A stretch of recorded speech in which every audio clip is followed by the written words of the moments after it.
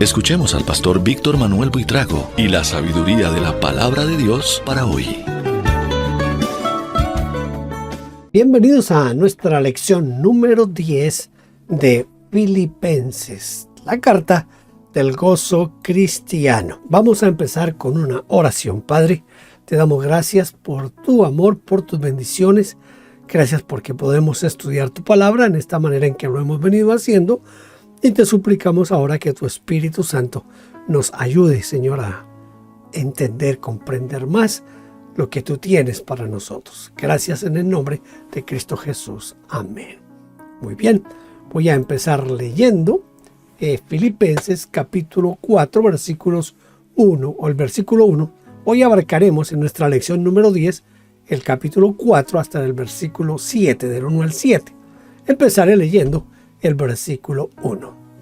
Así que, hermanos míos, amados y deseados, gozo y corona mía, estad así firmes en el Señor, amados. Muy bien, ahora vamos a nuestras ayudas en el PowerPoint. Atento a nuestro estudio. ¿Qué palabras utilizó el apóstol Pablo para expresar sus sentimientos hacia la iglesia? ¿Cuáles fueron esas palabras que utilizó el apóstol Pablo? En primer lugar, ustedes son amados. Ustedes son amados. Hermanos míos, amados, a los que quiero tanto.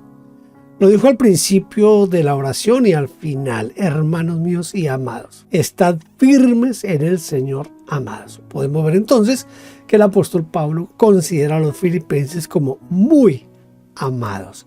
En segundo lugar, ustedes son añorados, deseados. La añoranza o el deseo de ver a una persona es una prueba de esos verdaderos sentimientos de afecto. Si decimos que amamos a alguien y no lo extrañamos cuando está ausente, pues evidenciamos que nuestro amor es muy temporario y muy superficial, ¿verdad? En tercer lugar, ustedes son mi gozo. Ustedes son mi gozo, mi alegría, porque solo con recordarlos me inundo de gozo, me lleno de gozo. En cuarto lugar, ustedes son mi corona. Las coronas se colocaban, todavía donde se usan, se colocan sobre los que ganaban un certamen deportivo. El apóstol Pablo consideraba que los filipenses representaban su propia coronación. Es decir, que eran su máximo trofeo. Quizás hoy nosotros no entendemos mucho esta parte, pero en los Juegos Olímpicos que se hacían en el tiempo de Pablo, la corona era una corona hecha con ramas de laurel. Le ponían al ganador. Y esa era una corona, pues pronto se iría a agotar, se iría a acabar, ¿verdad? Pero era el símbolo del campeón, del ganador de lo que estaba pasando. Voy a leer los versículos 2 y 3. Ruego a Evodia y a Síntique que sean de un mismo sentir en el Señor. Asimismo te ruego también a ti, compañero fiel, que ayudes a estas que combatieron juntamente conmigo en el Evangelio, con Clemente también y los demás colaboradores míos, y cuyos nombres están escritos o están en el libro de la vida. Vamos a mirar a ver quiénes eran Evodia y Síntique en primer lugar, ¿verdad? Son dos nombres un poquito de esos que acostumbramos a tener en la escritura, que a veces hasta son difíciles de pronunciar. ¿Cuál era el problema que tenían Evodia y Síntique? Podemos ver su problema desde dos ángulos diferentes. Primero, Evodia y Síntique estaban en permanente desacuerdo. Si fuera un problema circunstancial o no muy grande, Pablo ni lo hubiera mencionado, porque ¿para qué mencionar algo así? Pero como se enfrentaban en discusiones con frecuencia, mostraban que no se toleraban y se agredían mutuamente. Por eso Pablo les pide que sean de un mismo sentir en el Señor, o que anden de acuerdo, así dice la Nueva Biblia Española. En segundo lugar, también el texto nos sugiere que estaban alejados o alejando más bien de la iglesia, se estaban como yendo, como separando de la iglesia, porque literalmente dice: ruego a Evodia y ruego lo mismo a Síntique, pensar en el Señor. Escuche, pensar en el Señor. ¿Qué quiso decir? Que ellas ya no estaban pensando en Cristo y que su antiguo fervor y dedicación fue reemplazado por otros intereses. O tal vez su vida cristiana les resultó dura y sufrida, por lo cual Pablo las anima a que piensen en todo lo que Cristo sufrió por su salvación. ¿O quién podría ser el compañero fiel a quien escribe Pablo? ¿Qué le pidió? Según nuestra traducción, el nombre del destinatario de la carta no aparece, pero la Biblia de Jerusalén incluye lo siguiente: también te ruego a ti, Cícigo, verdadero compañero, que las ayudes. Cícigo quiere decir compañero de trabajo o camarada. Como antiguamente no se utilizaban las mayúsculas para los nombres propios, es probable que aquí se confundiera el nombre propio con el significado. El apóstol Pablo le solicitó a Cícigo que ayude a estas dos mujeres, porque en un tiempo ellas lucharon al lado de Pablo a favor del evangelio, al lado de Clemente y otros hermanos. Entonces, la tarea de Cícigo era ayudarlas, incorporándolas nuevamente al servicio activo, porque en ese momento estaban desperdiciando su vida, como muchos cristianos hoy, que a pesar de que son cristianos, que van a la iglesia, no quieren servirle al Señor. ¿Qué significa cuyos nombres están en el libro de la vida? El libro de la vida es el documento donde Dios guarda los nombres de todos los que son salvos. En Apocalipsis 20, 12 y 15 dice: vi a los muertos, grandes y pequeños, de pie ante Dios, y los libros fueron abiertos, y otro libro fue abierto, el cual es el libro de la vida, y fueron juzgados los muertos por las cosas que estaban escritas en los libros según sus obras. Y el que no se halló inscrito en el libro de la vida fue lanzado al lago de fuego. De una cosa estaba Pablo seguro. Mire, Pablo estaba muy seguro de que los nombres tanto de Clemente y de demás colaboradores en el libro de la vida. Esto me hace recordar a mí que nosotros los predicadores, cuando ayudamos al pecador a hacer la oración del pecador penitente, casi siempre terminamos en la oración diciéndole: y Señor, escribe mi nombre en el libro de la vida. Puede ser que se utilice como una muletilla. En ese momento de la oración del pecador penitente, la verdad sea dicha, el pecador penitente poco entiende la oración que él está repitiendo. Pero la oración del pecador penitente viene a ser más bien como una forma tangible de que la persona entienda que ahora Cristo está en su corazón y que comienza una nueva vida para esa persona. Pero siempre me llamó la atención esto de escribe mi nombre en el libro de la vida. Bueno, de hecho, cuando somos salvos, automáticamente nuestro nombre queda escrito en el libro de la vida. Voy a leer los versículos 4 y 5. Regocijaos en el Señor siempre. Otra vez digo, regocijaos. Vuestra gentileza sea conocida de todos los hombres. El Señor está cerca. El Señor está cerca.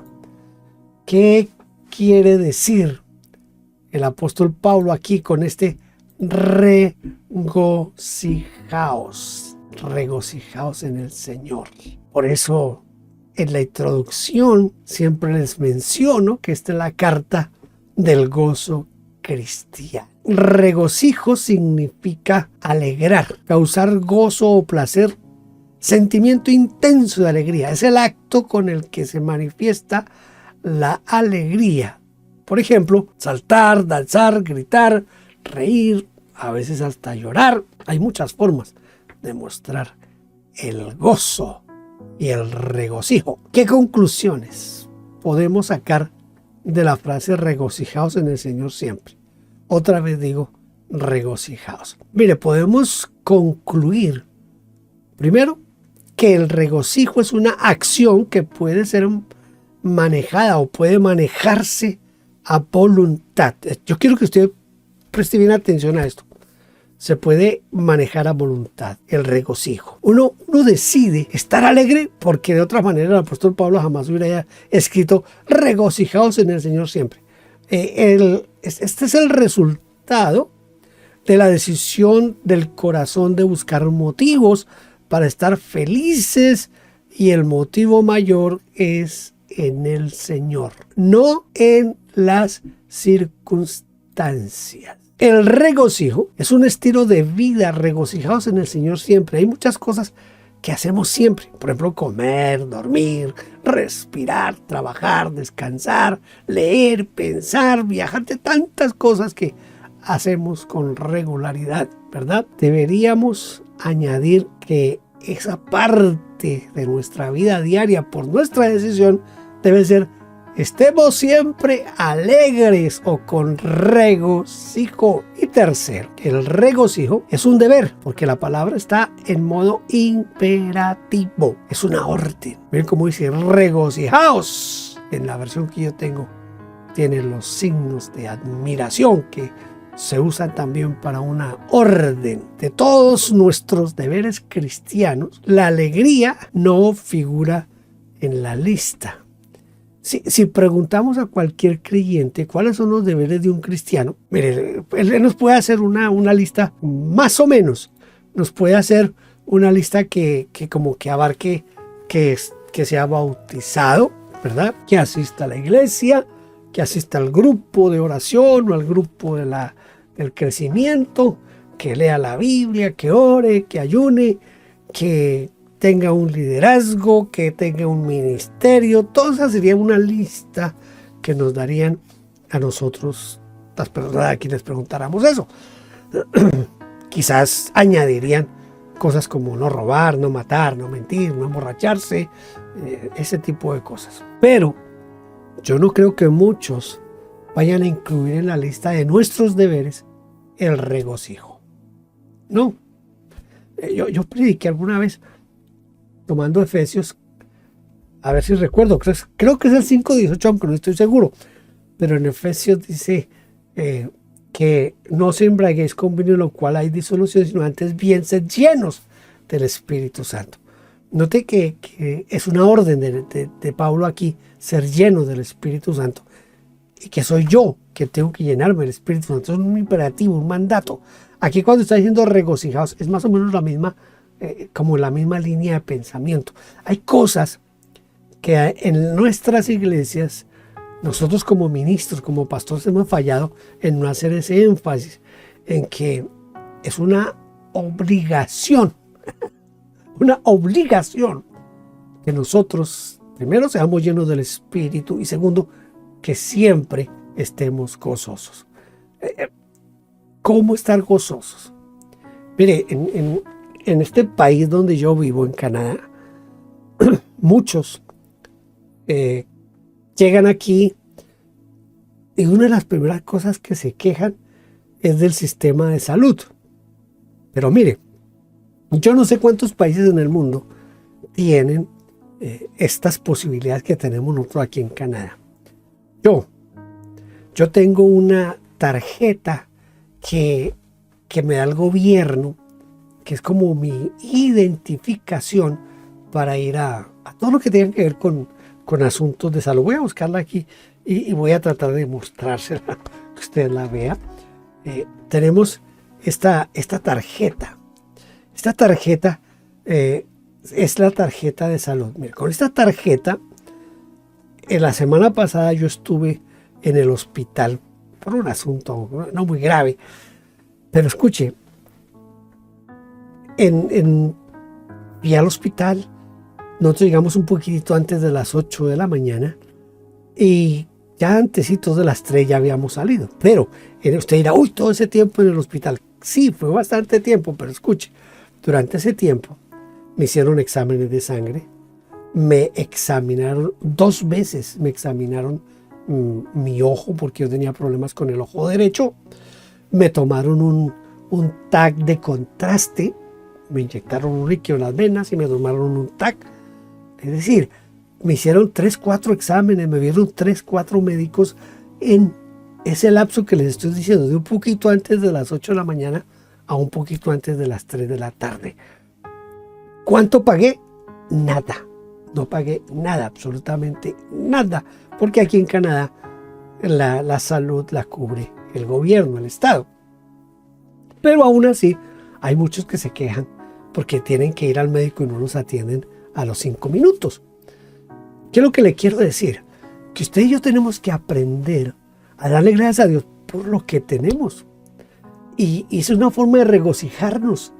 Usted se puede regocijar en la mañana cuando se levanta y corre las cortinas de las ventanas de su cuarto y ve el sol. O corre las cortinas de su cuarto y ve que está lloviendo. Aprenda a regocijarse, no importa si llueve, no importa si hace sol, no importa si está cayendo nieve, no importa si los árboles que están frente a su ventana se están quedando desnudos porque el otoño les quitó las hojas. Aprendamos a regocijarnos en cada una de esas cosas.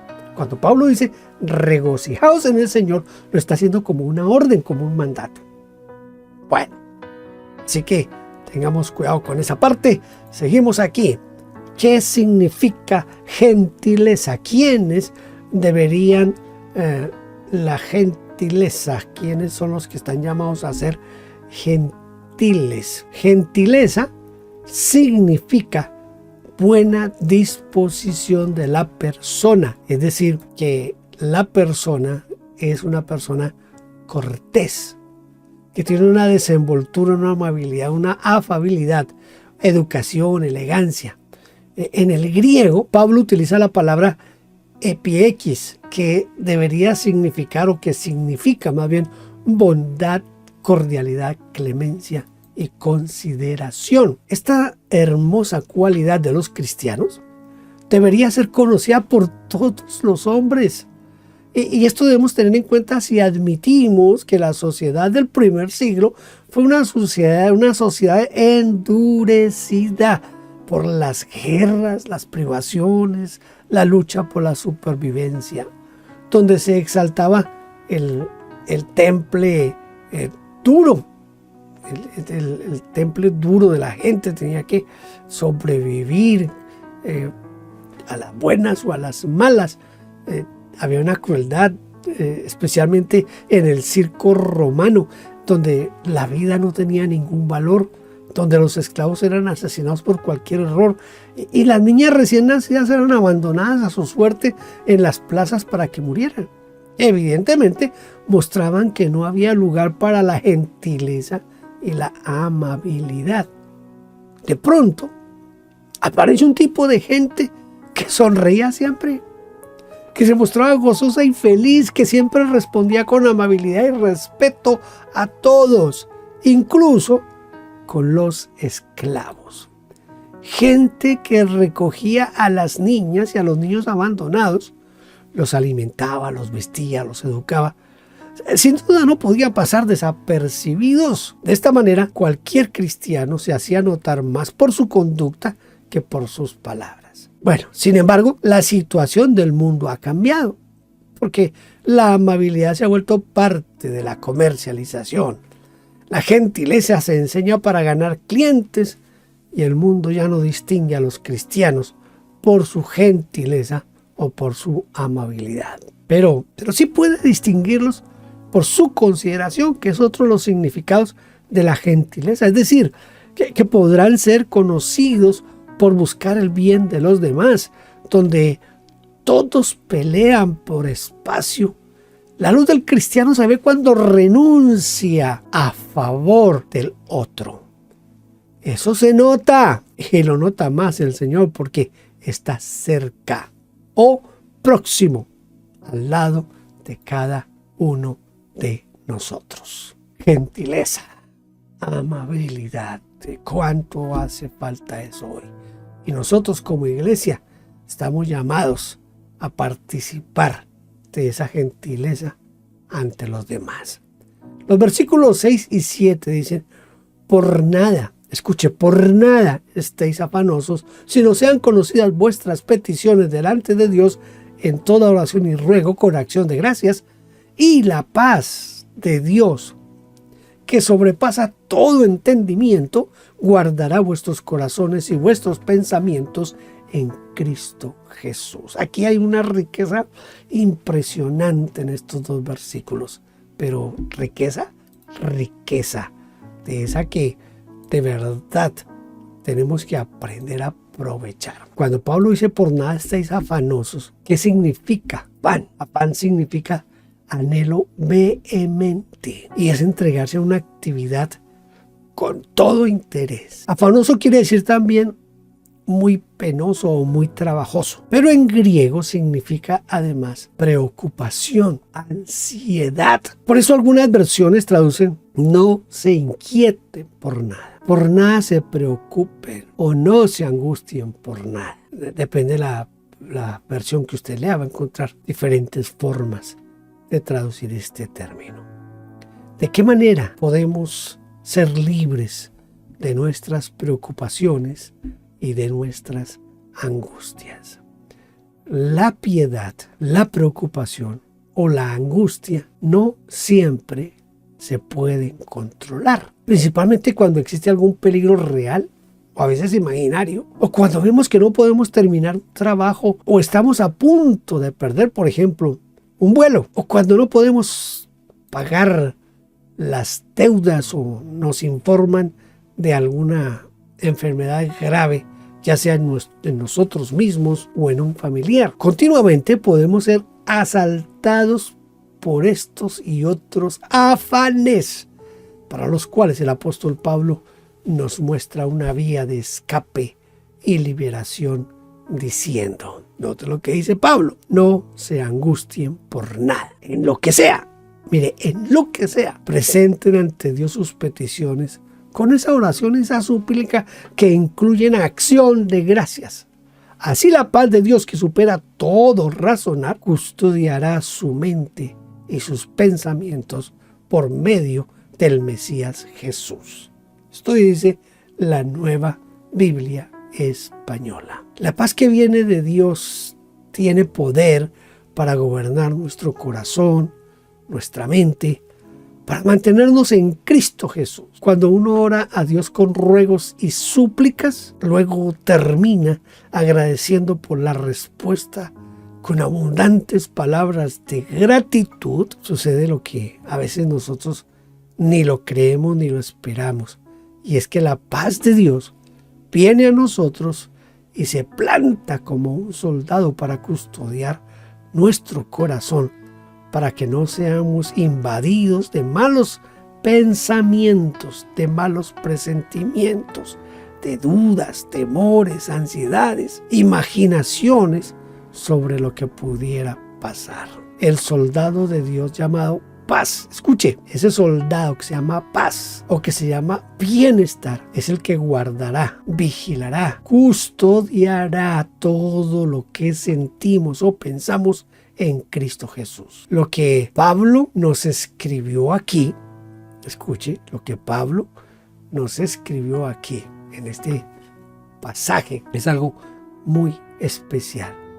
Él ya lo tenía bien experimentado en sí mismo. Pudo notar que esa paz superaba todas sus expectativas, todo su razonamiento, y hasta podría decirse que era una paz racional, porque no, como que no compaginaba, como que no condescendía con las circunstancias o con aquello que estaba ocurriendo en ese momento, porque era la paz de Dios. No era la paz de Pablo, ni será nuestra paz. No será una paz religiosa, no será una paz falsa, inventada o esa paz que a veces queremos autoimponernos. No, esta paz es la verdadera paz de Dios, esa paz que nos lleva a descansar realmente en Cristo Jesús. Si nosotros pensamos en esto, si nosotros nos despertamos un poco en la fe, y que sabiendo que en la oración, como dice Pedro, echamos toda nuestra ansiedad sobre Él, Él tiene cuidado de nosotros. Por eso es tan importante la oración, porque ella nos lleva a la paz de Dios. Bueno, llegó el momento de memorizar un versículo. Vamos a tratar de memorizar los versículos 6 y 7. Versículos 6 y 7 de esta parte de Pablo a los Filipenses. Versículos 6 y 7 que dicen: por nada estéis afanosos, sino sean conocidas vuestras peticiones delante de Dios en toda oración y ruego con acción de gracias. Y viene esta parte que es la que siempre me ha ayudado a mí. Y la paz de Dios, que sobrepasa todo entendimiento, guardará vuestros corazones y vuestros pensamientos en Cristo Jesús. Nada como gozar de la paz de Dios, de esa paz que sobrepasa todo entendimiento. Yo le decía a mi hijo en estos días, yo no sé si es que o yo confío mucho en Dios o yo soy demasiado racional, pero cuando vienen circunstancias difíciles a mi vida o a mi familia o al trabajo que desempeño, yo trato de razonarlo y algunas cosas pienso, ¿puedo solucionarlo? Si no lo puedo solucionar, ¿para qué me preocupo? ¿Está Dios en esto? Si está Dios en esto, no me preocupo. El asunto es entender que nuestra vida está en las manos de Dios. Por eso, sean conocidas todas vuestras peticiones delante de Dios, en oración. Que sean esas peticiones puestas en acción de gracia delante de Dios. Y la paz de Dios, esa paz que sobrepasa todo entendimiento, va a llenar nuestra mente, nuestro corazón, nuestro ser. Y algunos la van a ver como una paz irracional, como que estamos locos. Pero es la paz de Dios y eso es lo que importa. Gracias por haber estado conmigo aquí en esta lección. Espero que podamos vernos en la lección número 11. Dios la bendiga. Gracias por vernos. Favor inscribirse en nuestro canal. Denos un like, toque la campanita y déjenos su huella con un comentario. Bendiciones.